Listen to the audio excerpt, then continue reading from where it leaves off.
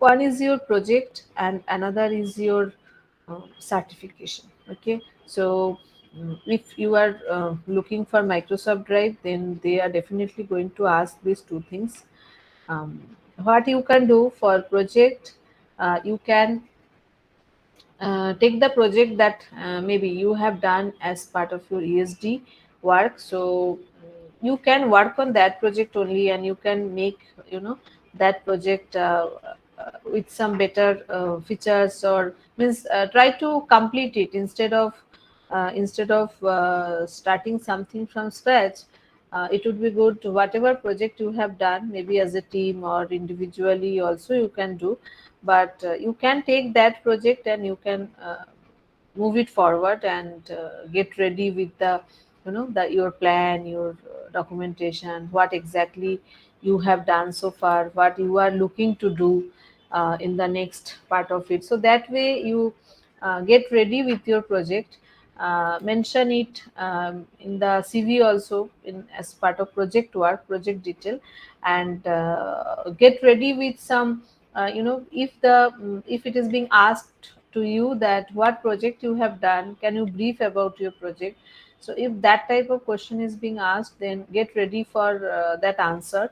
Maybe 2-3 minutes time you can practice also that exactly how you are going to talk about your project, because if you don't get ready, then maybe at that time you may not remember all the relevant things, and your answer cannot be too long.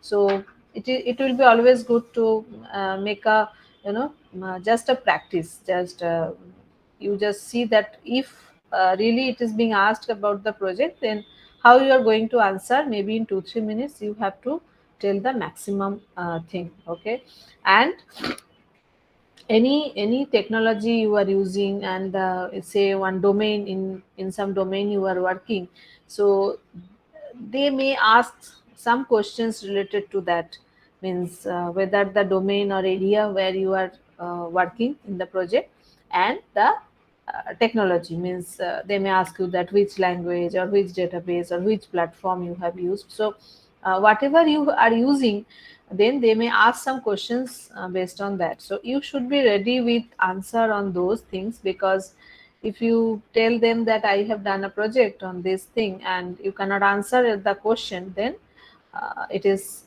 really negative. Okay, I am just telling this not for Microsoft Drive, but for all drives, whatever drive you are going to attend maybe in the near future. So from now onwards, make it ready. Means in fourth year you will do one project that is for the final year project, for both the semester you have to work. So that time maybe you can think of something new, but for this duration, when you are, maybe before you enter into the fourth year, whatever placement drives you are going to face, so I think for that place it would be good if you can showcase your ESD project and try to work on the project so that it comes to some good shape. Okay, because if you start something from scratch, then it takes some time at least to get into a shape. So that is about project. And for certification, Microsoft and many other companies are there nowadays who are, strongly they are looking for some certification. So any certification you have done from NPTEL or Coursera, so just make a list of these certifications. You can have one, the certificates also should be available with you. And if someone asks you that what certifications you have done, you should be able to mention the exact names, sometimes that what is the area that you have done your certification, and then some questions from that part. So make sure that if you are writing any certification details, that yes, I have done this certification, then you should know that, means say if you have done a certification on Java or Python or database, then you should be able to answer questions from that area. Because if you mention that I have a certification, and then if you can't answer questions from that area, then it is again going to be very much negative for you. So make sure that you are writing your certifications, and then also it is important that you know about the certification, means what is the purpose of the certification, what exactly is being covered in the certification, and some questions maybe. So this way you have to be ready. So if you have done some certification, say you have taken some downs from somewhere and you just passed the certification but you don't know anything about that, then it is always good that you don't mention it at all. So if you are mentioning the certifications, then you should be knowledgeable about the certification. Okay, so please make sure that you are working in these two areas, that is your project and certification. Get ready with all the documentation, get ready with all the knowledge that you should have, anyone should have who have worked in that project or who have completed the certification, and mention the details in your resume, and when asked you should be ready to answer so you can practice. I hope it's clear, these 2 points. Any question, anyone on this? No, ma'am. Okay, okay, fine. So let us go ahead. I will share my screen. Yes, ma'am. Hello, ma'am. Yes, yes, Shubhendu. Ma'am, I have a question. Like, unlike the NPTEL one, when we do any certification course from, let's say, Udemy or other third-party websites, we don't get any exam to give. So, are those certificates similarly valuable? If I do a certificate course in Java, but I know Uh, everything, but I don't give an exam, but I know everything about Java, so will that be valuable if I provide that certificate? no, no, they look for some certification. Actually, if you means not only for fresher jobs, I will tell you that nowadays for even for the lateral entries where people have experience, they are moving from one company to another. That place also certification has some value. Even some companies are nowadays they are mentioning that, means if you have this particular certification, then only they will allow you to even sit for the interview. So of course certification has its own value, means you may know in any technology, but if certification is there, then it may have its own value, so you have to go for it. And regarding the different certifications, I know that now there are many organizations who provide certification like Udemy, Academy, I know. Means of course you can mention if you have done the certification, but what I mentioned, that NPTEL, Coursera, these are some certifications I have heard that companies give more importance. But yes, it is okay if you, whatever certification you have done, if you think that really it was some worth, means you are the best person to judge it, that how much effort you had to put for the certification. So if it is really hard, then people will give weightage, because everyone knows that what is the hard part of any certification. Any certification you have done, you have the valid certificate, you have appeared for the exam, you got certificate, you can mention it in your CV. But make sure that whatever certification you are mentioning, you should have knowledge in that area. That is very important. If you don't know the subject matter, but still you got the certification somehow, it is better not to mention it. Okay, ma'am. Ma'am, I was actually going for the Okay. NPTEL one, but now that's not possible because the time is up. So I have to Oh, either go for Coursera or the Udemy Unacademy ones. okay. So Coursera, I think it has some value. People give it importance, I have seen. So I think you can try Coursera if something is possible in that area. Okay, ma'am. Okay, ma'am. Okay. Okay. Fine. So let us move on. So we will go to Azure. Before that, let me sign into my the portal.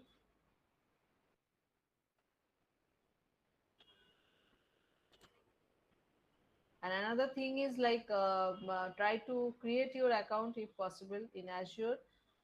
It is free for 1 month, as I had mentioned. So of course your this credit card details are required for creating a free account also, but it is not going to charge you anything. So you can safely create and use it for 1 month, so that you can explore the services because until unless you explore the services, you can't have the confidence. Means your learning is not complete. So that is important. Okay, Nilanjan. If we need to verify or say that we need to wait for the free procedure service, what are supposed to do? Yes, of course. Means if you want to gain any certificate, maybe you have to pay. So if the amount is okay for you, then go for it. Means, otherwise, if it is a huge amount, maybe it may not be possible for you. But in many places, it is something. Means if it is 500 or 1,000 rupees or something, which if it is possible to afford, then you can go for the certificate, because companies are now looking for certificates, that I have seen, not only for fresher jobs but for any experienced job also. They are mentioning, so these certifications always have the value. So if possible, see what is possible, what is affordable, of course, then go ahead for that.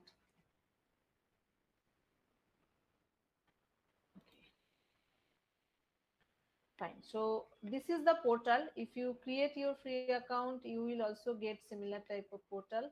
And in this portal, there are the services. Some links are given. So if you have an account, the advantage is that you can be familiar with it. You can click on something. It is very easy. Most of the time it is step by step process is there through as it is in web page. So it is like you can try to understand what need to do, and you can go to the next steps like that. Okay, so first thing is, whenever you are creating any Azure account, the first thing required is the subscription. So you need a subscription to work in the portal. Means if you want to use, you want to avail any Azure service, then first thing is you have to create your own subscription. Now, free subscription will be available for 30 days, and once the free subscription is over, then you have to go for the pay as you go subscription. You can see here. So for me, it is pay as you go subscription. And what pay as you go subscription means, that say for 1 month you used the free one, and then you will get some intimation that your free certificate, free subscription is going to be over.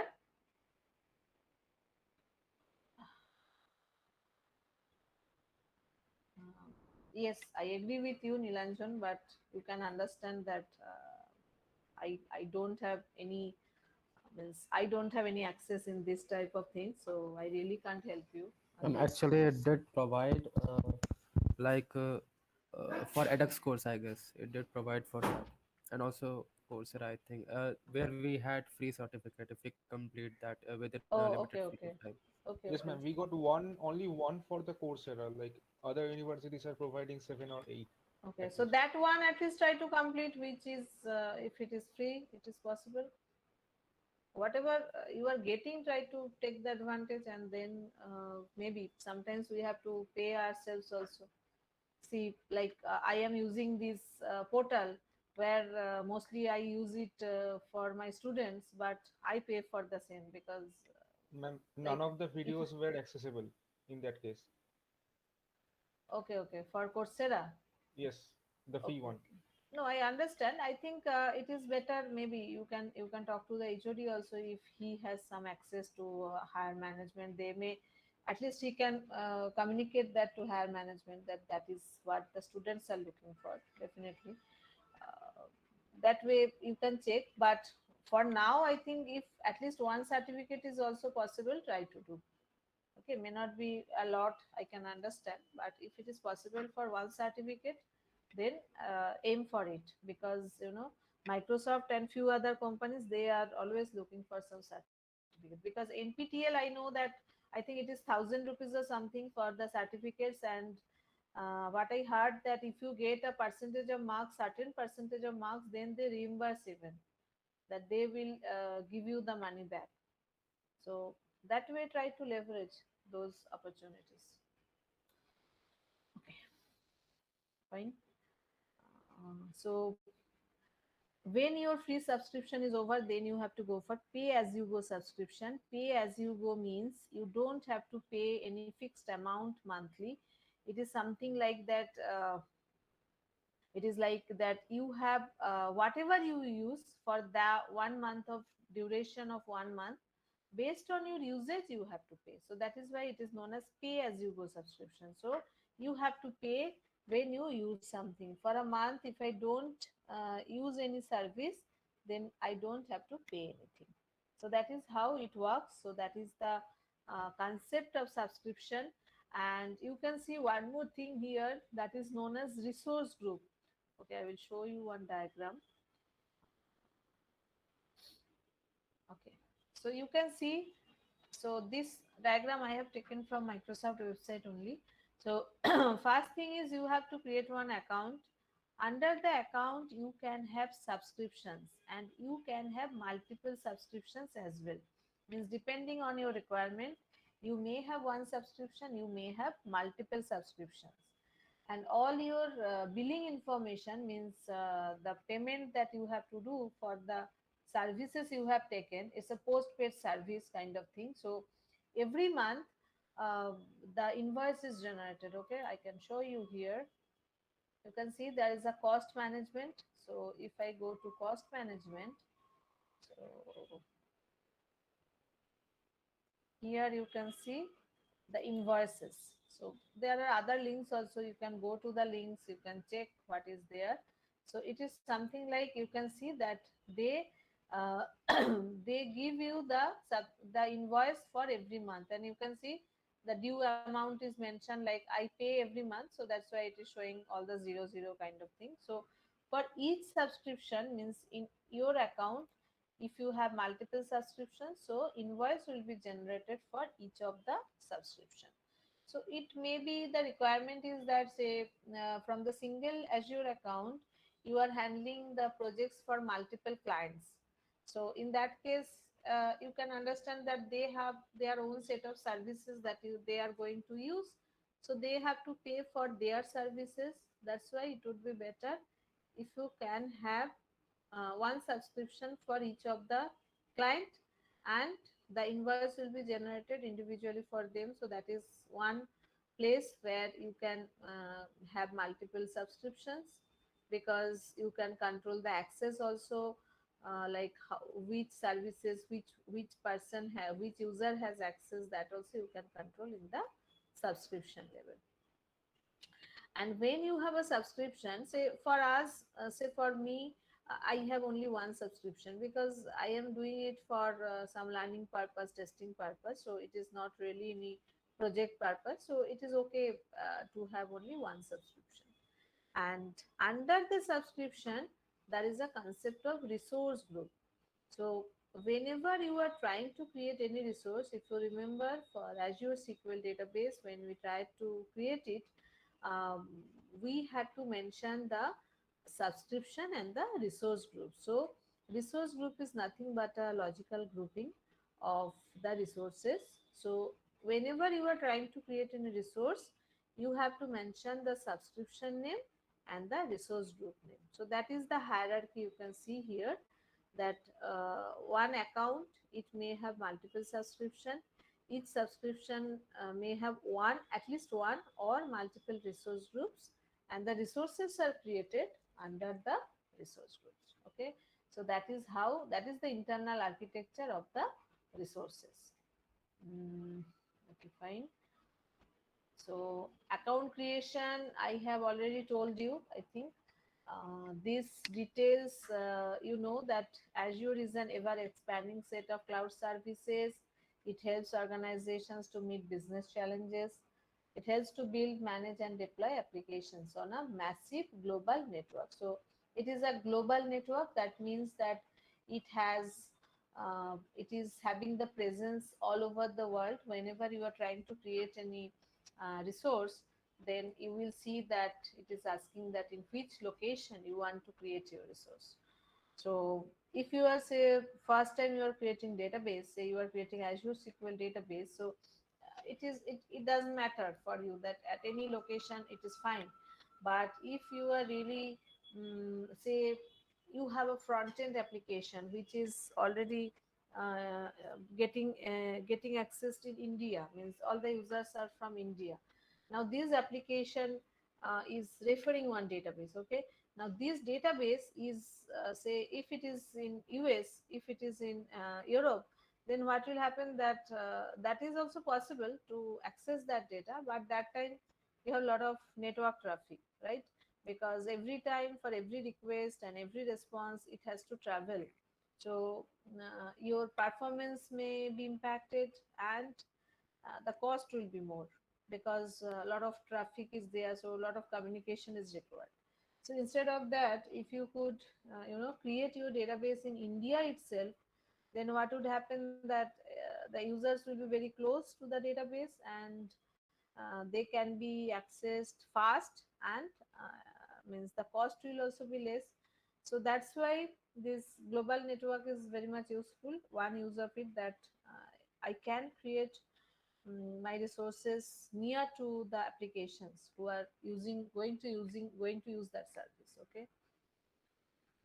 Azure portal can be used to easily manage Azure services. So you have seen the portal, you are now familiar with the portal. So many links are given, all the lot of menu items are given. So if you are not even familiar with the portal, you can try to click here and there, and you can get some idea at least. So that is very easy to manage from the portal. Can host existing applications. So it's like any application which was already running in on-premise system, then there are a lot of tools and services which can help you to migrate. Means you can take any application, and you can just make some few changes, and the application will start running from your cloud platform. So that is very important. Otherwise, for any existing organization, it is not possible to move everything. Okay, so that's why it is a very good feature. And these are some examples of the services. That is IaaS. It is infrastructure as a service, where you are looking for infrastructure, that is virtual machine storage, networking. These are examples.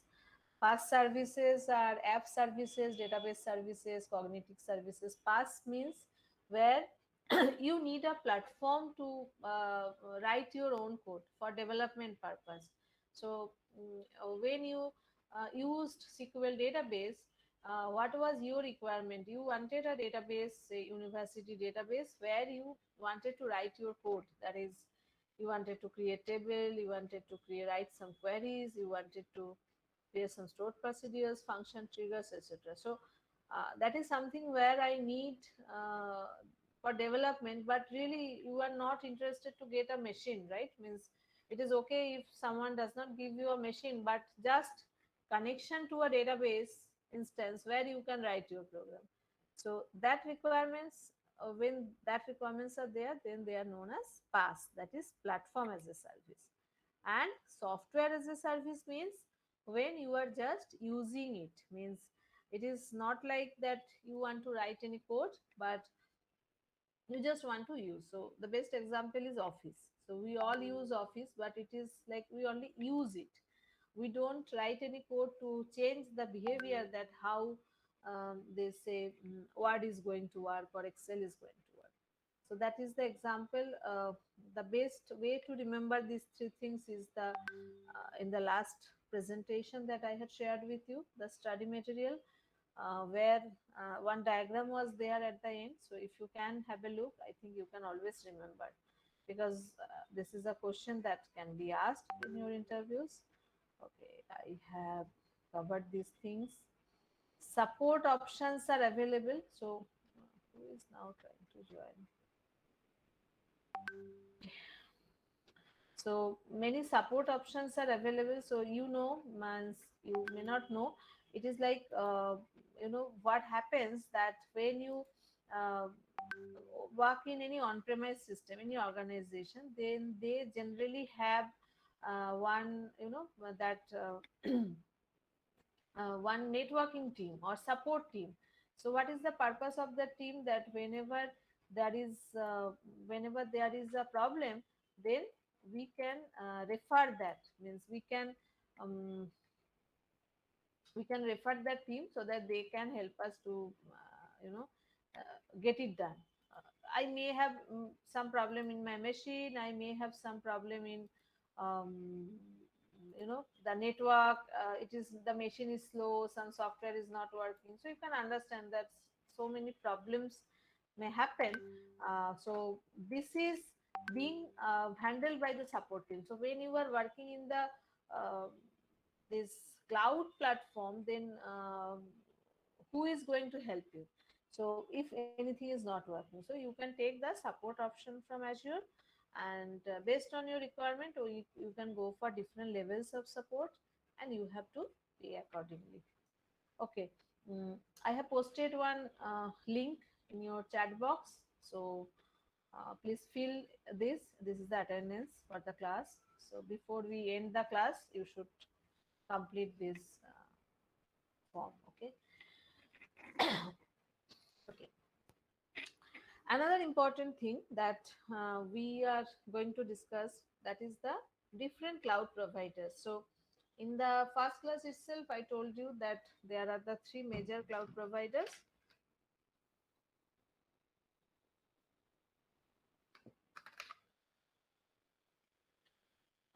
And next onwards, please try to join in time. Okay, I will not allow anyone who comes late because it gets really difficult. Okay. So Microsoft, Amazon, and Google. Microsoft Cloud Platform is known as Microsoft Azure, and for Amazon, it is known as AWS or Amazon Web Service, and for Google, it is GCP, that is Google Cloud Provider. So, if you are going for any job interview for Microsoft, then you should know about Azure more, and means you know what I think I told you earlier also, that these three platforms are the basic working principle is same in all the three platforms.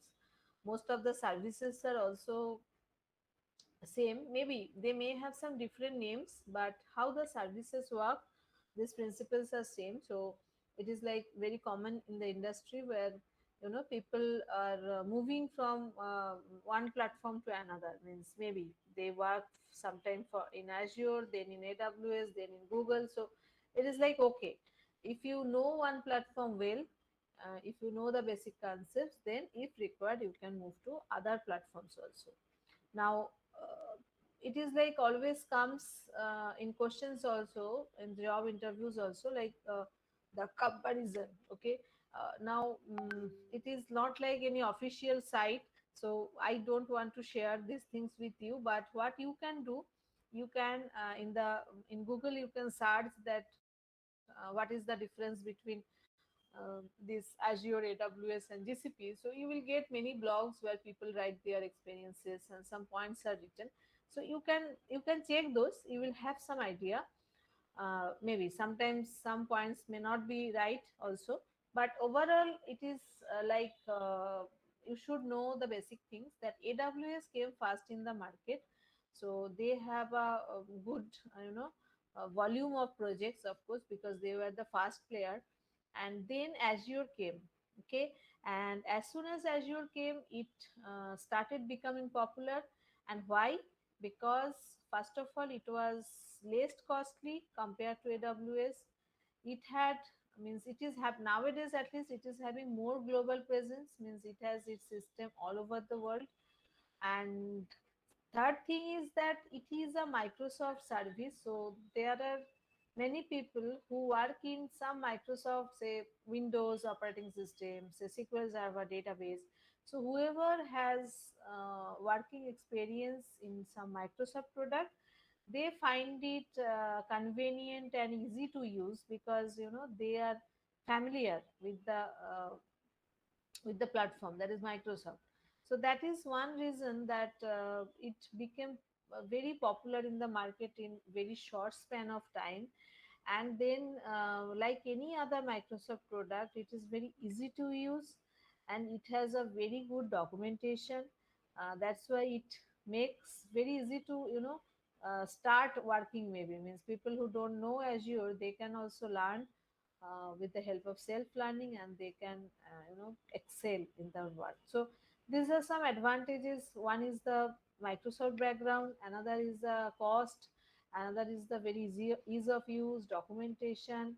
So those things made Azure a very fast, means it has actually seen a very fast growth. So, and okay, I will come to Google also. So GCP came after Azure, so you can see it is the last player in the market. So it is actually growing. Okay, it has a growing market, though it is not as compared to AWS and Azure, but it is also growing very fast because Google Cloud, it is like the cost wise, it means as the services are more or less same, but Google Cloud has some means the cost structure is such that it is really very much cost effective. You can, if you can plan properly, if you can use the platform properly, then it is actually less costly as compared to AWS and Azure.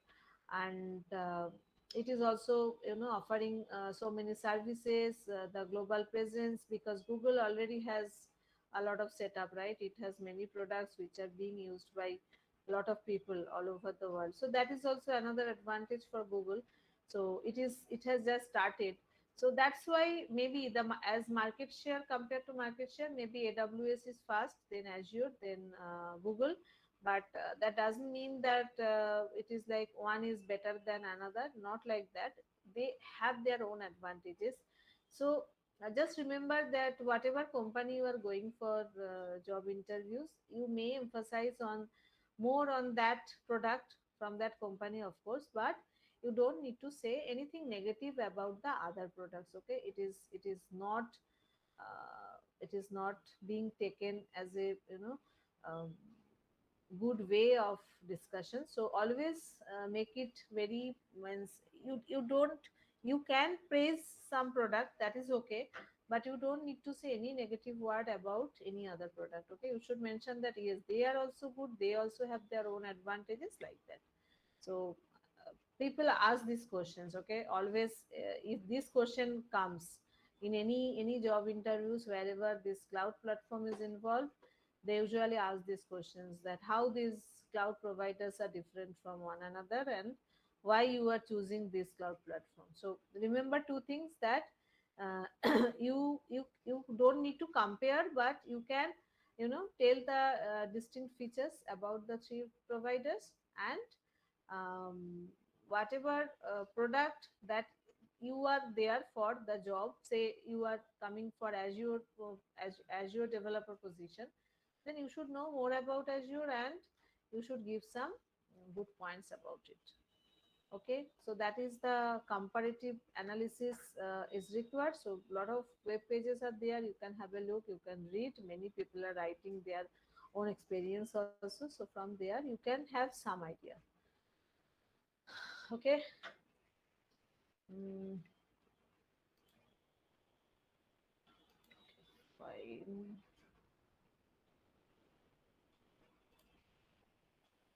So that's it today. Okay, one more thing I will tell. There is a concept of resource manager. Okay, what is resource manager? It is like when you create any resource, you have seen. I can go quickly. I will just complete it here after this topic, and try to join on time. Okay, today we had to wait a lot because you all mostly students joined late. Oh, okay. So if I go to the home page, there is a create a resource. Okay, from there we can start creating a resource. If I write Azure SQL, then uh, so it is Azure SQL. So you can see that I can start creating from here, and then I have some choices. I can go further, I can press create. So with the step-by-step process, I can create my resource, I can delete my resource, I can modify my resource. So this is being handled internally by the component that is known as resource manager. So the resource manager is the service which is actually helping to create, delete, modify the resources.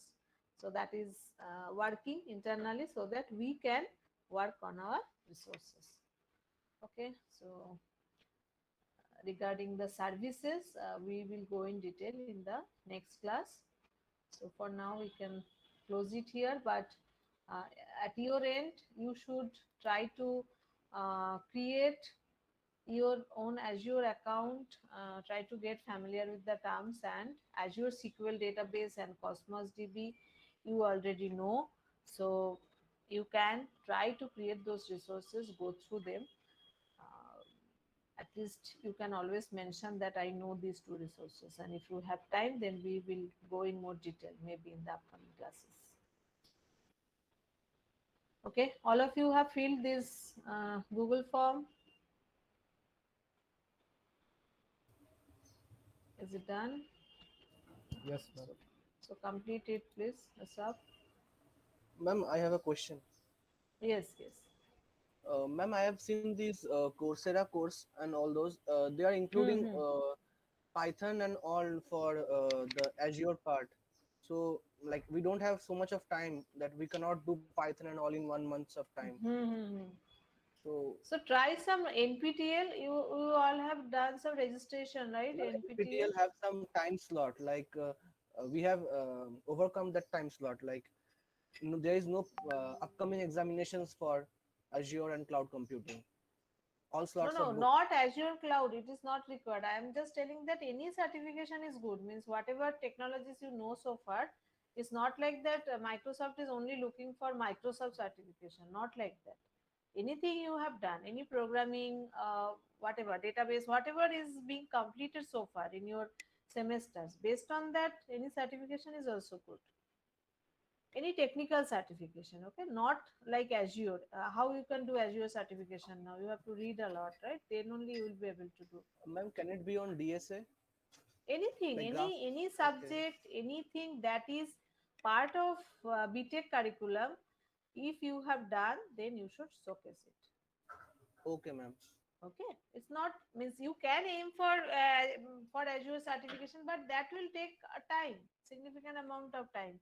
First you have to learn, you have to practice, then only you can do. But any certification on anything, any subject, any language that you already know, so that you can showcase and that you can means be prepared if it is being asked. Okay then. Uh, okay, so we'll close it here. Try to do these things and we'll meet in the next class and we'll continue. Thank you. Ma'am, can you give the link once more? Link is there in your No, ma'am. Actually, chat I had box. to. My phone battery was low, so I had to join from my laptop, ma'am. So that is why. Okay, okay. It is there. It is there. Just Thank you, check ma'am. it and just fill it first. Huh? Okay. Thank you all. See you.